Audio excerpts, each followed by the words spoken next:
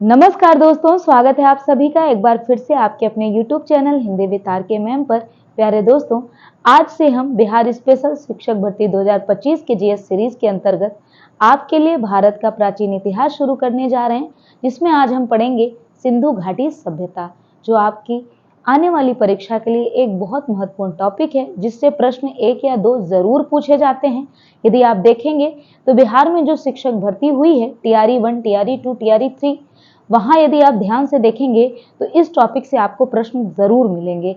तो चलिए शुरू करते हैं आज के वीडियो। उससे पहले दोस्तों, यदि आप हमारे चैनल पर नए हैं तो चैनल को सब्सक्राइब जरूर कर लें, साथ ही साथ बेल आइकन को दबा लें ताकि आने वाली सभी वीडियोस के अपडेट आपको समय पर मिलते रहें। साथ ही साथ दोस्तों, इस वीडियो को अपने सभी दोस्तों में शेयर करना मत भूलिएगा।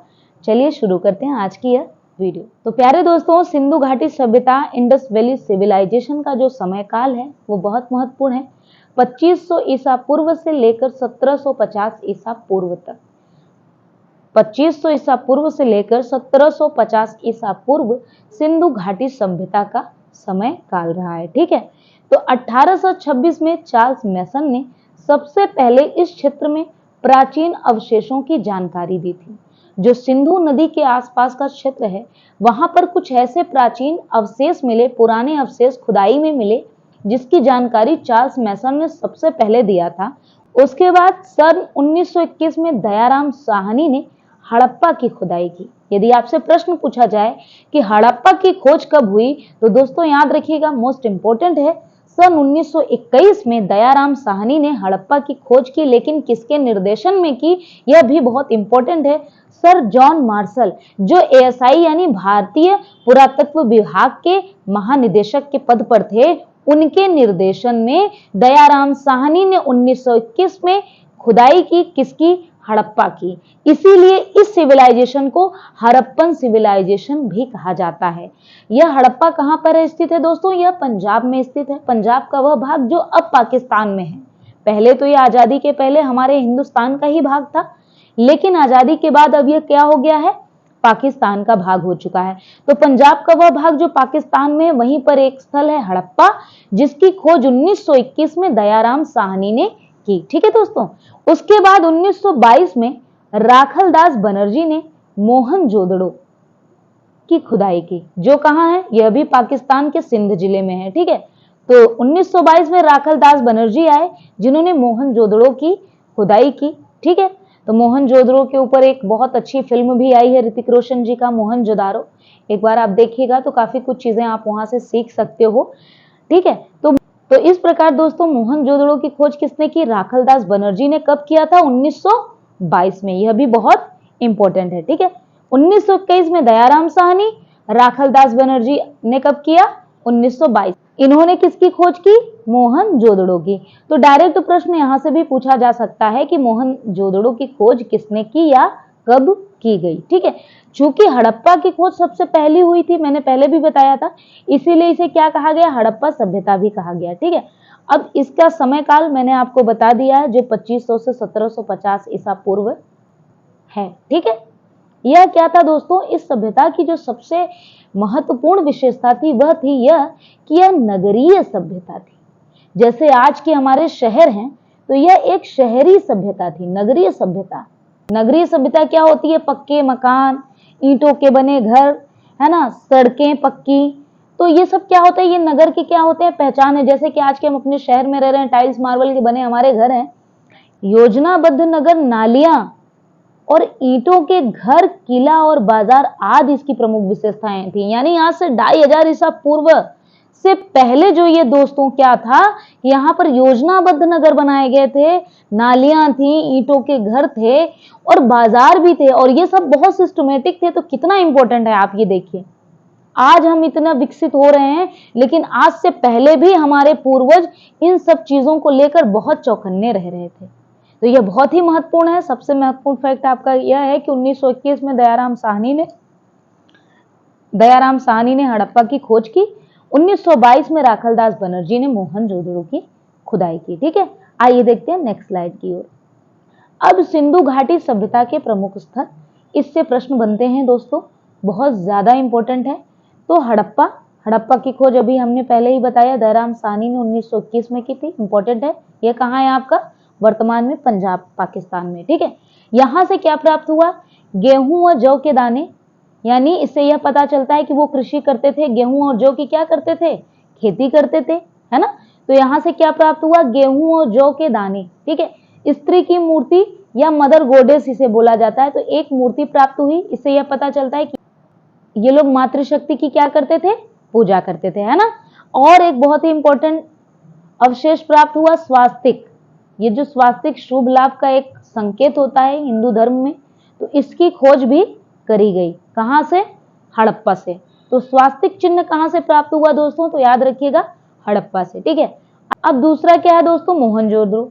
मोहनजोदड़ो ये भी हमारा सिंध पाकिस्तान में है। इसकी खोज 1922 में आरडी यानी राखलदास बनर्जी ने की। ठीक है।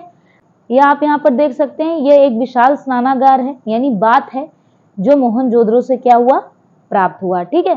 तो आज से सोचिए 2500 ईसा पूर्व एक ग्रेट बात, एक ऐसे नगर में, वह भी एक प्राचीन नगर में, तो सोचिए वह नगर कितना अपने आप में सभ्य रहा होगा।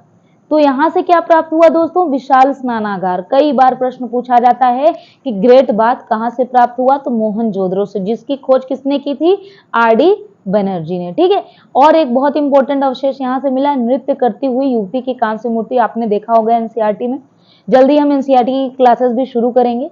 तो आप में से ऐसे कितने लोग हैं जो चाहते हैं कि हम एनसीईआरटी की क्लास ले आएं दोस्तों? तो कमेंट बॉक्स में जरूर बताइएगा।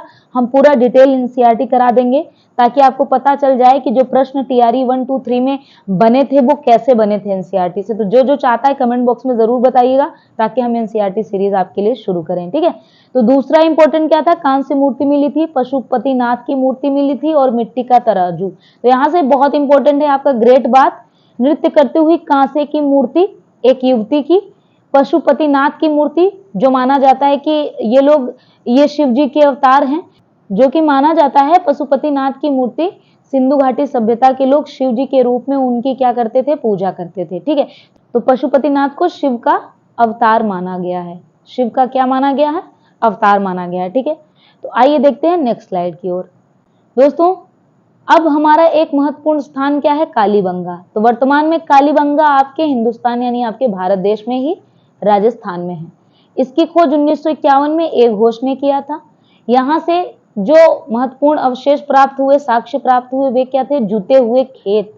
यानी कालीबंगा की जब खुदाई हुई दोस्तों राजस्थान में जो है, तो वहां से जुते हुए खेत मिले, जिससे पता चलता है कि हड़प्पा वासी खेती करते थे, कृषि करते थे, और यह एक कृषि प्रधान नगरीय सभ्यता थी। यानी यहाँ कृषि एवं व्यापार बहुत ही प्रमुख रूप से चल रहे होंगे, तभी तो यहाँ से जुते हुए खेत के साक्ष्य प्राप्त हुए। और क्या मिला? बहुत इंपॉर्टेंट है दोस्तों, अग्निकुंड। क्या? मृतकों के दफनाने की प्रणाली, यानी कि जो हड़प्पा वासी थे वो क्या कर रहे थे? वो अपने डेड बॉडीज को क्या करते थे? दफनाते भी थे। वर्तमान में जलाया भी जाता है, दफनाया भी जाता है, तो यह भी क्या करते थे? दफनाते थे। तो यहां से कालीबंगा से जो मिला, दफनाने की प्रणाली प्राप्त हुई। ठीक है। मतलब कब्र मिले यहां से। आपको इंपॉर्टेंट रखिएगा, कालीबंगा से जुते हुए खेत के साक्ष्य और अग्निकुंड, साथ ही साथ किस प्रकार मृतकों को दफनाया जाता है, तो कब्र के साक्ष्य भी यहीं से प्राप्त हुए। ठीक है। अगला क्या है दोस्तों? लोथल, गुजरात। मोस्ट इंपॉर्टेंट याद रखिएगा, खोज 1955 में एसआर राव ने किया था। यहां से जो मोस्ट इंपॉर्टेंट है दोस्तों, गोदी बंदर या गोदीबाड़ा या डॉकयार्ड इसको कहते हैं, यानी कि बंदरगाह, इसकी खोज की गई थी। यानी हड़प्पा वासी जो थे वो समुद्र से व्यापार भी करते थे। इसका मतलब यह हुआ कि जिस प्रकार आज हम विदेशों से अपना व्यापार कर रहे हैं, उसी प्रकार हड़प्पा वासी भी अपना क्या करते थे? समुद्री व्यापार करते थे, है ना। इंपॉर्टेंट बहुत है यहाँ का, 3 युगल समाधियां। यानी आपसे पूछा जाए 3 युगल समाधियां कहां से प्राप्त हुआ, तो याद रखिएगा लोथल गुजरात से। लोथल गुजरात से। सबसे इंपॉर्टेंट है डॉकयार्ड यानी बंदरगाह। बंदरगाह कहाँ मिला? लोथल गुजरात से। ठीक है। आइए देखते हैं नेक्स्ट स्लाइड की ओर। तो दोस्तों हमारा 5वां प्रमुख स्थल है धौलावीरा, जो कि गुजरात के कच्छ जिले में स्थित है। इसकी खोज 1967 ईस्वी में जेपी जोशी ने की। यहाँ की जो प्रमुख विशेषता थी दोस्तों, वह यह थी कि यहाँ की जल संचयन की उन्नत प्रणाली थी। पत्थर की बनी जल निकासी व्यवस्था थी। यानी जो हड़प्पा वासी थे बहुत ही सिस्टमेटिक रूप से अपना जल संचय करते थे। आज के दौर में हम जी रहे हैं, 2025 का समय चल रहा है, मॉडर्न एरा है हमारा। आज पर्यावरण के दृष्टिकोण से पानी कितना इंपॉर्टेंट है, जल कितना इंपॉर्टेंट है, सभी पर्यावरणविद बता रहे हैं। साथ ही साथ हमें जल संचय करना चाहिए। फिर भी हम देख रहे हैं कि हमारे नगरों में सीवेज इतना ज्यादा भर जाता है कि बाढ़ आ जाता है सीवेज से ही। लेकिन जब आप धौलावीरा की जल संचयन प्रणाली को देखेंगे तो आपको हैरत होगी कि वाकई में जो सिंधु घाटी सभ्यता के लोग थे, उन्होंने इतना बेहतर तकनीक बनाया जल संचय की कि हर एक घर से नालियां जुड़ी हुई हैं और हर एक घर में बाथरूम है।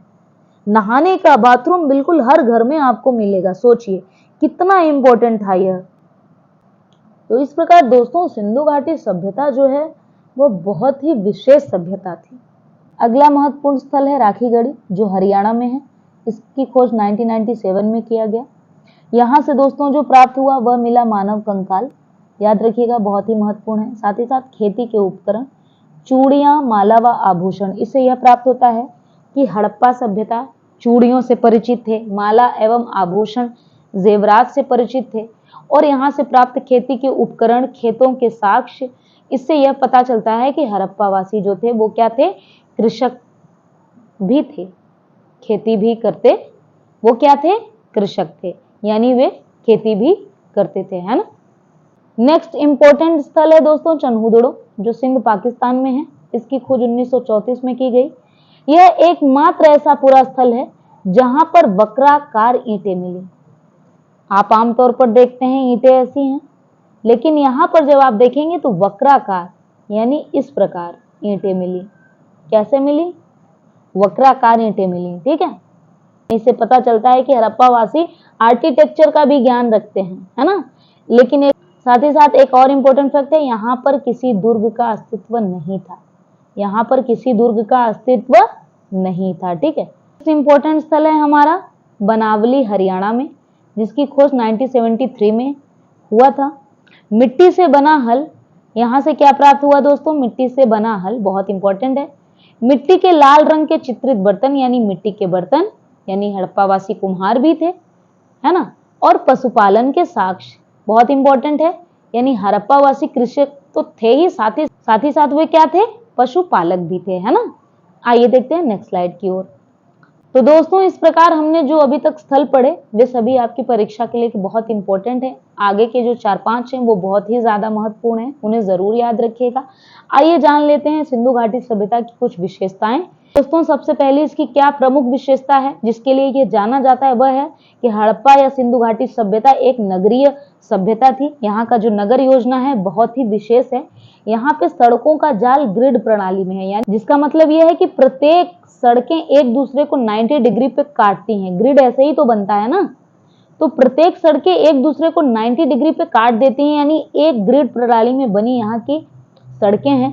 पक्के मकान हैं जो ईंटों से बने हैं, 2 भागों में विभाजित है, दुर्ग और निचले नगर में। जो दुर्ग में रहते हैं वो पुरोहित वर्ग या जो उच्च वर्ग के लोग रहते हैं वो दुर्ग में रहते हैं, बल्कि जो निचला नगर है उसमें क्या रहते हैं, आमजन या सामान्य नागरिक, ठीक है। अगला क्या इंपॉर्टेंट है, साफ सफाई की उन्नत व्यवस्था, नालियों का ढका हुआ तंत्र, स्नानागार और जल निकासी की वैज्ञानिक पद्धति। आपने देखा यहाँ से प्राप्त नालियां, स्नानागार, जल निकासी की प्रणाली जो कि आपने धौलावीरा में देखा। इससे यह पता चलता है कि ये लोग साफ सफाई का बहुत ध्यान रखते थे, है ना। कृषि एवं पशुपालन, आपने जाना कृषि के साक्ष्य मिले, गेहूं जौ की खेती होती थी। साथ ही साथ भैंस, भेड़, बकरी इत्यादि जानवरों के जो अवशेष प्राप्त हुए हैं, इससे यह पता चलता है कि ये लोग क्या थे, पशुपालक भी थे, है ना। व्यापार और मुद्रा जो था दोस्तों, यह भी बहुत इनके प्रचलित था। भीतर और बाहर दोनों तरह का व्यापार, जैसे कि आपने देखा लोथल से प्राप्त जो बंदरगाह हुआ, उससे यह पता चलता है कि ये समुद्री व्यापार माना जाता है। मेसोपोटामिया यानी मिस्र से इनका क्या होता था, व्यापार होता था। तो भीतर यानी नगर में तो ये आपस में व्यापार करते ही थे, हड़प्पा से धौलावीरा, चन्हुदड़ो, इधर आसपास में तो व्यापार होता ही था, जिसे इंटरनल ट्रेड बोलते हैं। लेकिन जो हमारा एक्सटर्नल ट्रेड है जो विदेशों से हो रहा है, वह भी क्या था, हड़प्पा वासियों का हो रहा था, है ना। और यहाँ से प्राप्त बाट और माप की इकाइयों से पता चलता है कि इनका व्यापार कितना सुदृढ़ रहा होगा। जी हाँ दोस्तों, मुद्रा के रूप में मुहरों का प्रयोग होता था। मुद्रा के रूप में क्या होता था? मुहरों का प्रयोग होता था। ठीक है। धार्मिक विश्वास था, आपने देखा मातृ देवी की मूर्ति मिली, पशुपतिनाथ या जिसे हम शिव जी कहते हैं उसकी भी मूर्ति यहाँ से प्राप्त होती है। तो इससे यह पता चलता है कि ये लोग धार्मिक विश्वास यानी धार्मिक आस्था वाले लोग थे, है ना। साथ ही साथ दोस्तों एक बहुत ही इंपॉर्टेंट विशेषता यहाँ पर अलग से मैंने दी है। यहाँ की एक लिपि थी जिसे पिक्टोग्राफिक स्क्रिप्ट कहा जाता है। पिक्टोग्राफिक शब्द याद रखिएगा, प्रश्न यही पूछा जाता है कि हड़प्पा वासियों की जो लिपि थी वह किस प्रकार की लिपि थी। तो याद रखिएगा यह चित्रलिपि थी या पिक्टोग्राफिक शैली जिसमें चिन्हों और प्रतीकों का प्रयोग हुआ। और आज तक दोस्तों हड़प्पा वासियों की ये जो लिपि है इसे कोई पढ़ नहीं पाया है। जी हाँ दोस्तों, अभी तक वैज्ञानिक लगे हुए हैं लेकिन अभी तक इनकी लिपि को पढ़ा जा नहीं सका है। यदि जिस दिन लिपि को पढ़ लिया जाएगा तो इनके बारे में और भी प्रमुख जानकारी हमें पता चल जाएंगे। जो साक्ष्य मिले हैं उन्हें जब हम पढ़ लेंगे तो सोचिए उससे हमें कितना ज्यादा जानकारी प्राप्त हो जाएगा सिंधु घाटी से रिलेटेड। तो यह सभी आपके लिए इंपॉर्टेंट है जानकारी के हिसाब से, साथ ही साथ आपकी परीक्षा के दृष्टिकोण से, है ना। और इस लिपि की एक खासियत थी कि यह दाएं से बाएं लिखा गया होता था। ऐसा प्रतीत हो रहा है क्योंकि जब पढ़ा नहीं गया है तो बहुत क्लियर रूप से नहीं बताया जा सकता, लेकिन देखने में ऐसा मालूम होता है कि यह दाएं से बाएं की ओर लिखा जाता है ना। तो यह थी दोस्तों आपकी सिंधु घाटी सभ्यता। साथ ही साथ आइए अब देख लेते हैं बिहार के प्रमुख प्राचीन ऐतिहासिक स्थल जो आपसे परीक्षा में पूछे जा सकते हैं, जहां से पाषाण काल के भी अवशेष प्राप्त हुए हैं। तो बिहार का जो चिरांद जिला है जो सारण में है, यह एक प्रमुख ऐतिहासिक स्थल है दोस्तों। यह गंगा नदी के किनारे स्थित है। यहाँ से नवपाषाण काल से लेकर गुप्त काल तक के अवशेष प्राप्त हुए हैं। इस स्थान को नजर में रखिएगा, बहुत इंपॉर्टेंट है। इसकी खोज 1960 के दशक में भारतीय पुरातत्व सर्वेक्षण द्वारा यानी ASI द्वारा किया गया। यहां से हड्डी के औजार चिरांद से क्या मिले दोस्तों, बहुत इंपॉर्टेंट है, याद रखिएगा, एक बार क्लियर कर लेते हैं। यहां से आइए, चिरांद से जो मिला आपके हड्डी के औजार, मिट्टी के बर्तन, उसी को मृदभांड कहा जाता है, यह प्राप्त हुए। यानी हड्डी के औजार यदि बिहार के किस प्रमुख स्थल से प्राप्त हुए तो याद रखिएगा चिरांद से, है ना। स्त्री मूर्तियां एवं मानव कंकाल भी यहीं से मिले। ईंटों के घर और अग्निकुंड की व्यवस्था चिरांद से। सोचिए हड़प्पन का भी एक प्रमुख स्थल है, साथ ही साथ नवपाषाण काल का भी एक प्रमुख स्थल है। दूसरा इंपॉर्टेंट स्थल है दोस्तों, ये देखिए चेचर, यह भी वैशाली जिले में है। कहाँ है? वैशाली जिले में है। तो स्थान क्या है इसका? यह भी गंगा के उत्तरी किनारे पर स्थित है। यह हड़प्पा का समकालीन है, यानी क्योंकि यहां से हड़प्पा समकालीन अवशेष प्राप्त हुए हैं। तो यह बहुत इंपॉर्टेंट है दोस्तों, याद रखिएगा। तो एक बार फिर से आइए पूरी स्लाइड्स को हम देख लेते हैं। आपने क्या क्या देखा? सिंधु घाटी सभ्यता के बारे में जाना, इसकी खोज दयाराम साहनी ने की। उसके बाद हमने देखा राखालदास बनर्जी ने मोहनजोदड़ो से। अब यहाँ कौन कौन से प्रमुख स्थल थे जिससे हमें क्या क्या चीजें प्राप्त हुई जो बहुत इंपॉर्टेंट है। तो याद रखिएगा हड़प्पा से जो मिली मदर गोडेस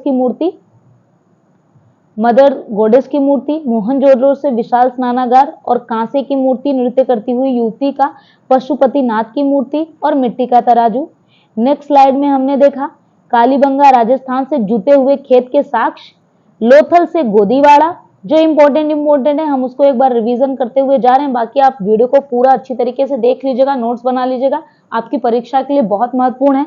इससे ज्यादा सिंधु घाटी सभ्यता से आपसे पूछा नहीं जाएगा। साथ ही साथ जब हम एनसीईआरटी सीरीज चलाएंगे तो आप उसको भी देखेंगे तो आपको समझ में आ जाएगा प्रश्न कैसे बने हैं और कहां से प्रश्न अब पूछे जा सकते हैं। ठीक है, आइए देखते हैं नेक्स्ट स्लाइड की ओर। धौलावीरा से जो आपका इंपॉर्टेंट है वह क्या है? जल संचयन की प्रणाली या इसकी खोज किसने की, या धौलावीरा स्थल कहाँ पर है? राखीगढ़ी के बारे में हमने जाना, साथ ही साथ जाना चनहुदड़ों के बारे में, बनावली से मिट्टी से बना हल प्राप्त हुआ। ठीक है, और कुछ हमने सिंधु घाटी सभ्यता की विशेषताएं जानी, साथ ही साथ सिंधु लिपि की प्रमुख विशेषताओं को भी हमने जाना समझा। ठीक है, तो दोस्तों आज की इस वीडियो में इतना ही। आपको ये वीडियो कैसी लगी कमेंट बॉक्स में जरूर बताइएगा। यदि आप अभी तक हमारे चैनल को सब्सक्राइब नहीं किए हैं तो चैनल को सब्सक्राइब कर लें, बेल आइकन को दबा दें और इस वीडियो को अपने सभी दोस्तों में शेयर करना ना भूलें। तो दोस्तों मिलते हैं नेक्स्ट वीडियो में, तब तक के लिए धन्यवाद, जय हिंद।